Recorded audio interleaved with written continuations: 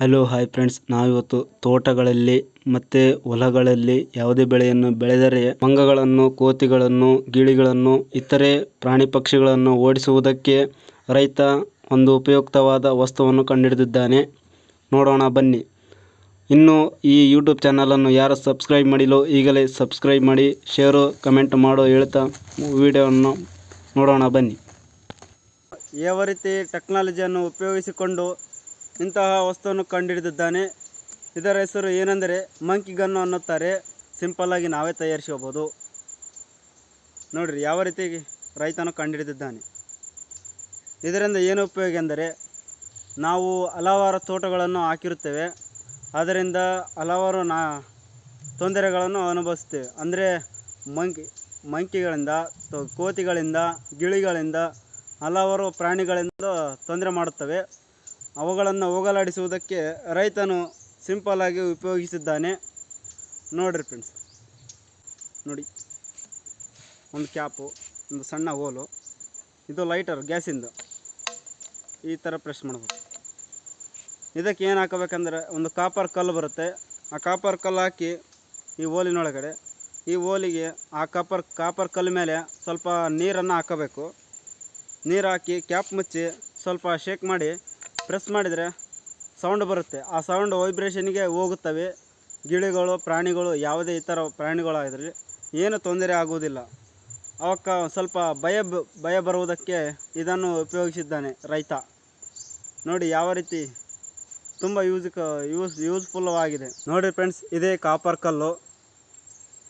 ನೋಡಿ, ಇಂಥ ಕಾಪರ್ ಕಲ್ಲು ದೊಡ್ಡ ಸೈಜಿನಲ್ಲಿ ಬರುತ್ತೆ. ನಾವು ಅದನ್ನು ಕಟ್ ಮಾಡಿ ಸಣ್ಣದಾಗಿ ಈ ಥರ ಸಣ್ಣ ಒಂದೇ ಕಲ್ಲು ಇದರೊಳಗಡೆ ಹಾಕಿ ಅದರ ಮೇಲೆ ನೀರು ಹಾಕಿ ಆಮೇಲೆ ಕ್ಯಾಪ್ ಮುಚ್ಚಿ ಸ್ವಲ್ಪ ಶೇಕ್ ಮಾಡಿ ಆಮೇಲೆ ಲೈಟರ್ ಪ್ರೆಸ್ ಮಾಡಿದರೆ ಆವಾಗ ಸೌಂಡ್ ಬರುತ್ತೆ. ಚೆಕ್ ಮಾಡೋಣ ಈಗ.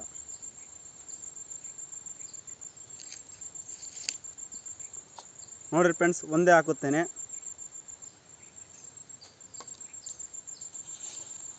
ಸ್ವಲ್ಪ ಅದ್ರ ಮೇಲೆ ಕಲ್ಲಿನ ಮೇಲೆ ನೀರು ಬಿಡಬೇಕು. ನೋಡಿರಿ ಯಾವ ರೀತಿ ಹೊಗೆ ಬರುತ್ತೆ. ನೋಡಿರಿ ಫ್ರೆಂಡ್ಸ್, ಸ್ವಲ್ಪ ಶೇಕ್ ಮಾಡಿ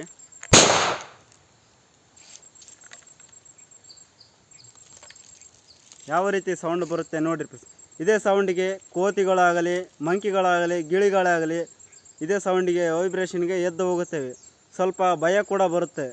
ಆವಾಗ ಬರುವುದು ಕೂಡ ಕಡಿಮೆ ಚಾನ್ಸಸ್ ಇರುತ್ತೆ. ಇದರಿಂದ ರೈತನು ಭಾಳ ಟೆಕ್ನಾಲಜಿಯನ್ನು ಬಳಸಿಕೊಂಡು ರೈತರಿಗೆ ಉಪಯೋಗ ಆಗಲೆಂದು ಕಂಡುಹಿಡಿದಿದ್ದಾನೆ. ಮತ್ತು ನೋಡಿ ಫ್ರೆಂಡ್ಸ್, ಮತ್ತೆ ಈ ಮಂಕಿ ಗನ್ನಿಂದ ಇನ್ನೊಂದು ಏನು ಉಪಯೋಗ ಎಂದರೆ ಸೂರ್ಯಕಾಂತಿಯನ್ನು ಗಿಳಿಗಳು ಅತಿ ಹೆಚ್ಚು ತಿಂತವೆ. ಅದರಿಂದ ರೈತರು ಸುಲಭವಾಗಿ ತಪ್ಪಿಸಬಹುದು. ಇದನ್ನು ಸಹ ಉಪಯೋಗಿಸಬಹುದು. ಇದರಿಂದ ಹಲವಾರು ಗಿಳಿಗಳು ಬರುವುದಿಲ್ಲ.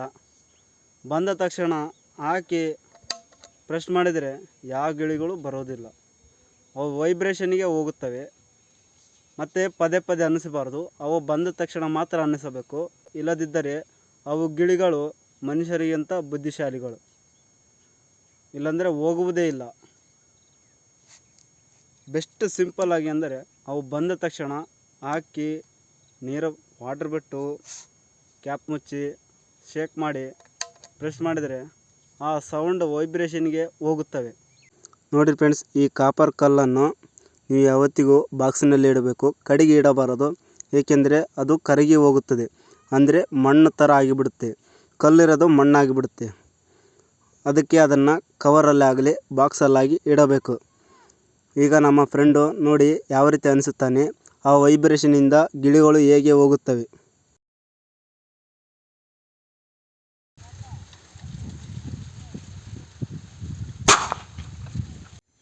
ನೋಡಿ ಆ ಸೌಂಡಿಗೆ ಯಾವ ರೀತಿ ಹೋಗುತ್ತವೆ ಗಿಳಿಗಳು.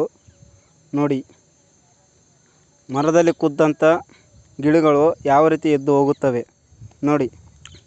ಅವೆಷ್ಟೇ ಗಿಳಿಗಳಾಗಲಿ ಹೋಗುತ್ತವೆ.